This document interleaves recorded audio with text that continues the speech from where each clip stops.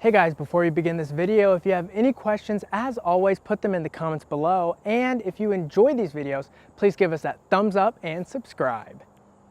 Hey guys, my name is Ben Lingle, and today I have a very special review for you. That's right, I have the Nikon 70-200 FL ED VR 2.8E lens. Whew, that's a tongue twister. This lens is absolutely amazing, and it's been praised by many photographers far and wide. But what makes this lens so special? Well, let's get right into it with the first thing, image quality.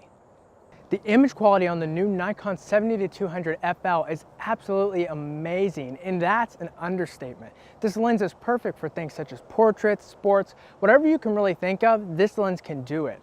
Right now on your screen, you should be seeing some images that I've taken with this lens. Now, these are portraits. As I have said before, I'm mostly a portrait photographer, so I enjoy using wide aperture lenses, such as a 2.8, a 1.4, etc.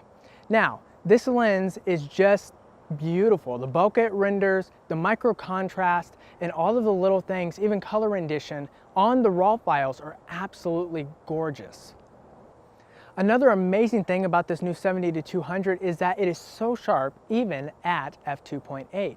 Now, for some people, they may not agree with me on this, but in my opinion, this lens is its sharpest at 2.8, between 2.8 and 3.5. Now, why do I say that? Well, as I said before, I am a portrait photographer, so being able to shoot wide open and getting sharp portraits is very crucial for me. So when I saw how sharp this was at 2.8, even compared to the VR2, which I had owned previously, I was just flabbergasted. Now let's talk about the specs of this lens. This lens has 22 elements in 18 groups and 9 diaphragm blades for that beautiful round bokeh. It also has a maximum f-stop of 2.8 and to the minimum f-stop of f22. It only weighs 3.15 pounds, it has a 77mm filter thread, and it features Nikon's latest version of VR, which is their vibration reduction algorithm in their lenses. Now I want to talk about the autofocus in this lens, and let me just preface that by saying it's absolutely amazing. I've noticed that this is slightly quicker than the previous version, the VR2, and it's slightly more accurate in real-world shooting. Now I'm going to invite my brother to come in because I want to do some quick tests for you, so let me show you what I'm going to do. I'm just going to go around in my yard with my 70-200 and my Nikon D750, and I'm going to focus on him and just my surroundings to show you just truly how quick this autofocus can be. So check this out. All right, here we go. That's 70.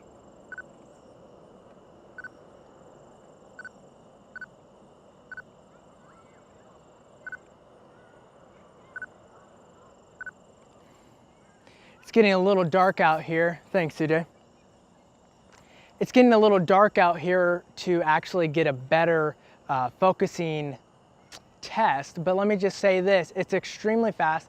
Even in this kind of low light situation, it still did very well.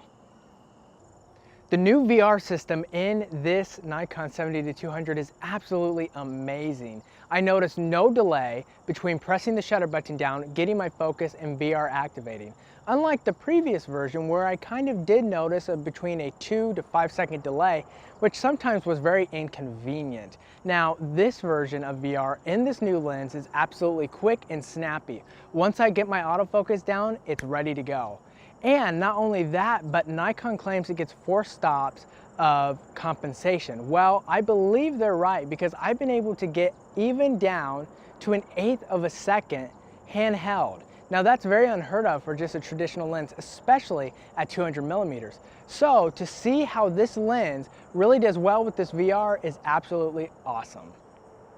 The final thing I want to highlight about this new lens is all the improvements that Nikon has made to it. Now, if you've been paying attention in the review, you've been hearing about some of the improvements such as the VR and the autofocus, but I just want to reinstate what those are.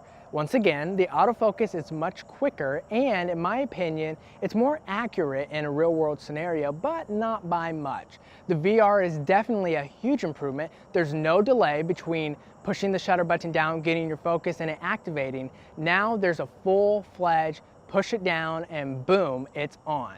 And the final thing I want to say they improved on, it may sound kind of funny, but yes, that's right, it's the lens hood. The hood of this new lens is flatter on top. Now the VR2 version, it kind of had it a rounded top, traditional of a pedal hood, but the thing was, it was hard to quickly change the lens, especially if you're one of those photographers that like to set it down on top of its lens hood. So those are just some of the things that Nikon has improved in this version of the 70-200.